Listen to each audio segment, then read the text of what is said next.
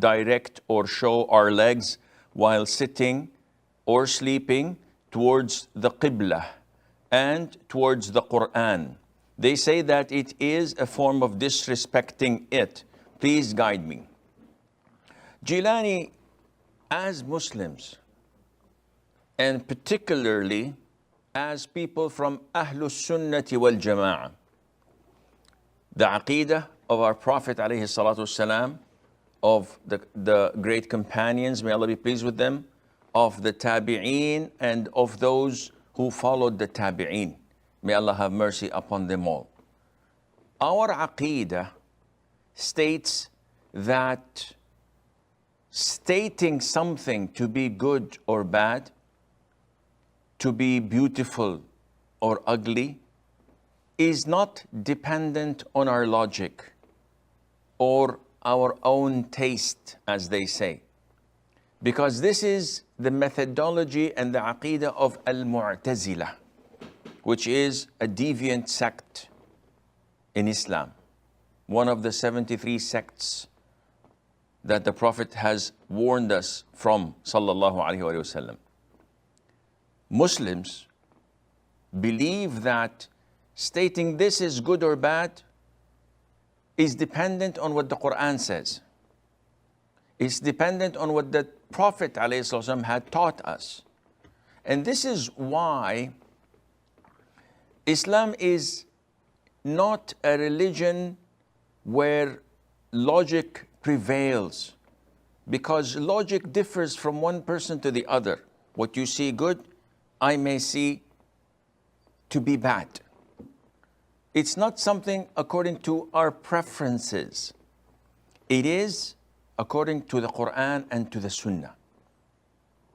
Someone who passes wind is obliged to perform wudu. Someone who burps and gets this wind out of his mouth is not supposed to perform wudu, and if he does, then he would be sinful for innovating. Logically, one says, it's the same air that is coming out from different passages. I said, it is not something for you to decide. It is according to the Quran and to the Sunnah. Islam is a religion of cleanliness. So when you want to pray, you have to wash your limbs 3 times, and you repeat this 5 times a day. Washing your body almost 15 times a day is, by all means and standards, is something that is clean and beautiful. But if I don't have water, Islam tells me to strike the soil once, wipe my face and my hands. Where is the cleanliness? Logically, this is not correct. Logically is not related to Islam in such aspects, because it is a religion of submission, not of, I will not do what you tell me to do until I believe, until I am convinced that it is logical. No, a'udhu billah. This is the methodology of Satan, of Iblis. Allah tells him, prostrate to Adam, and he objects and says, no, I am better than him. You created me from fire while he was created from clay. So I refuse to prostrate to him. So again, Jilani, when we come to an issue as such, which is always prevalent in masjids, when people recite the Quran, they put their backs to the wall and they extend their feet. That is, they extend their legs with their feet directed to the Qiblah. And maybe their feet is directed to a place where the Quran is put there and collected. The elders usually come and scold him. You're not supposed to do this. This is disrespectful. This is haram.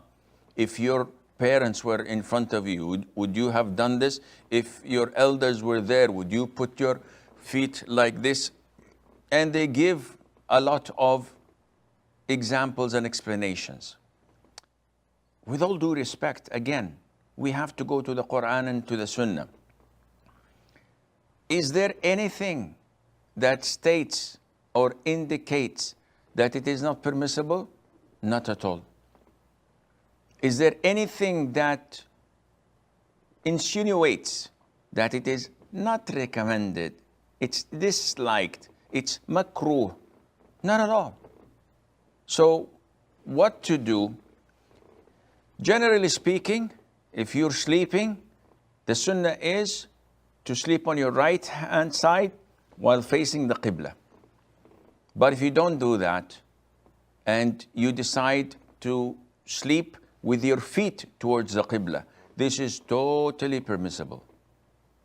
Because in order for me to say that this is disliked, in this case, I have to provide the evidence from the Quran and the Sunnah.